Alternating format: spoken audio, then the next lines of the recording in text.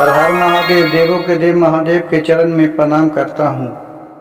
दुर्गा माँ के चरण में प्रणाम करता हूँ। सरस्वती माँ के चरण में प्रणाम करता हूँ। गणेश भगवान के चरण में प्रणाम करता हूँ। गुरु भाई गुरु बहनों के चरणों में प्रणाम करता हूँ। गुरु भाई गुरु बहन, आज एक मैं शिव चर्चा कथा सुनाने जा रहा हूँ। कथा बहुत ही ज्ञानवर्धक और सुंदर है। इस कथा को सुनने मात्र से ही आपका बिगड़ा काम बन जाएगा, इसलिए कथा को अंत तक सुनिएगा। एक समय की बात है कि एक सुग्गा और एक चील दोनों जंगल में रहते थे। दोनों में बहुत ही दोस्ती हो गए थे, गहरा दोस्ती। खाना पीना, उठना बैठना, अपना दिन भर में एक बार, जिसे आजकल किसी से जब दिल में जाता है, प्रेम व्यवहार बन जाता है, तो कहा भी जाता है गुरु भाई गुरु बहन कि प्रेम के बस में है भगवान।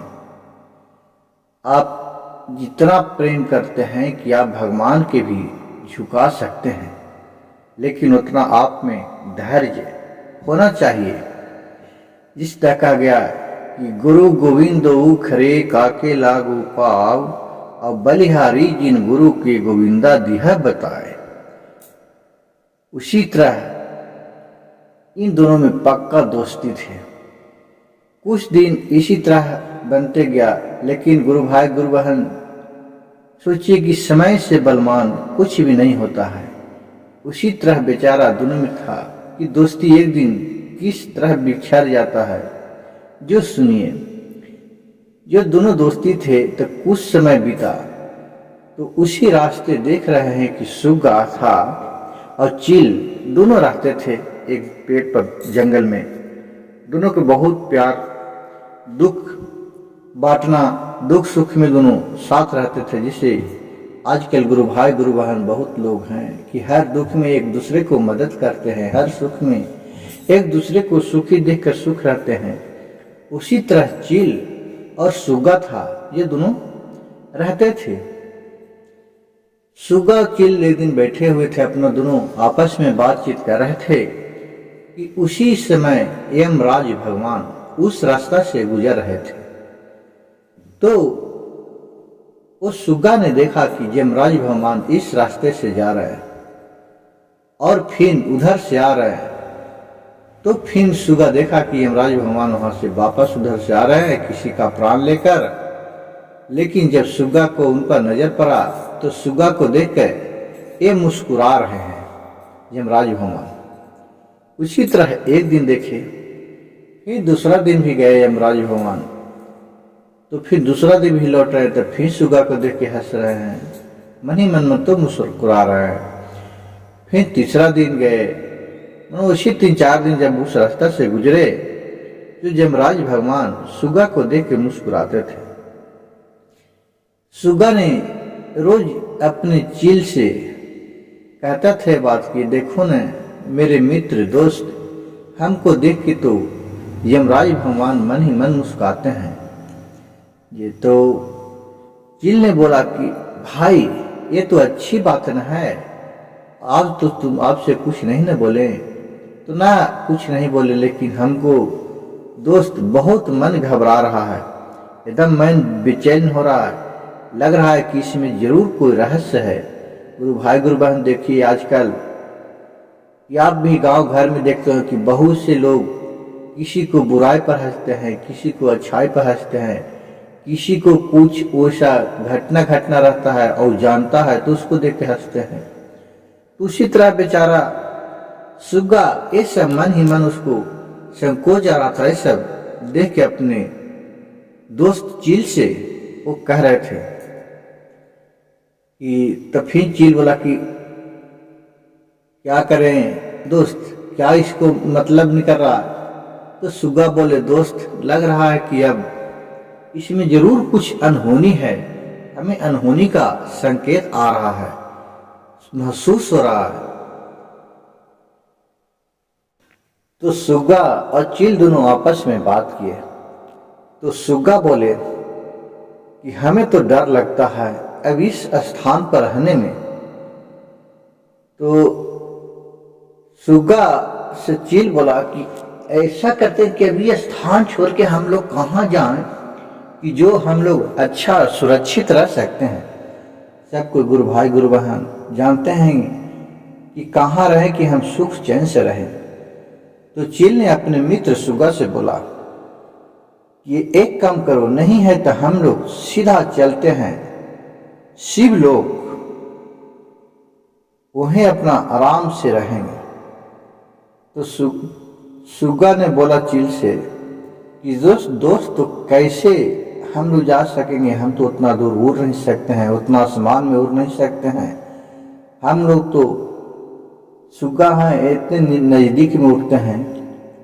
तो चील बोला कि इसके लिए तुम टेंशन नहीं लो, हम पर विश्वास, हम तो बहुत दूर उड़ के बहुत आसमान में उड़ जाते हैं। जी एक काम करना, तुम मेरे पीठ पर बैठो और मैं तुम्हें उड़ा के लेके चलता हूँ शिवलोक। और फिर सुगा बैठ गए चील के पेट सर पे, मतलब कि देह पर, और वहां से उड़ के जो चील था वो शिवलोक पहुंच गया। जिस जगह शिवलोक में पहुंचा, जहां रहने का स्थान खोजा अपने कि एक खो है, उसी खो पे चल के दोनों को छिप जाते हैं और यहीं रहेंगे। जैसे वहां पहुंचा तो देख रहा कि यमराज भगवान वहीं मौजूद है इन लोग के जाने से पहले। अब इसे देख के तो सुगा और चील का शक बक बंद हो गया। तो फिर सुगा ने यमराज भगवान से पूछे कि प्रभु आप यहाँ? कहे कि हाँ मैं यहाँ, मैं आपका प्राण लेने के लिए आया हूँ और विधि का विधान था कि आप इसी जगह आपका मृत्यु लिखा हुआ है, तो दूसरा जगह आपको कैसे मर सकते हैं। तो फिर सुगा ने यमराज भगवान से पूछा और चील ने कि हे प्रभु ठीक है, आप तो हमें प्राण ले ही लीजिएगा, लेकिन हमें एक बात बता दीजिए कि जब आप मृत्यु भुवन पर घूमते थे, आवाज आ रहे थे, तो हमें देखकर आप मुस्कुरा क्यों रहे थे। तो यमराज भगवान ने सुगा से बोले कि देखिए, मैंने इसी बात को देख के मुस्कुरा रहे थे कि आपका मृत्यु तो लिखा है शिवलोक में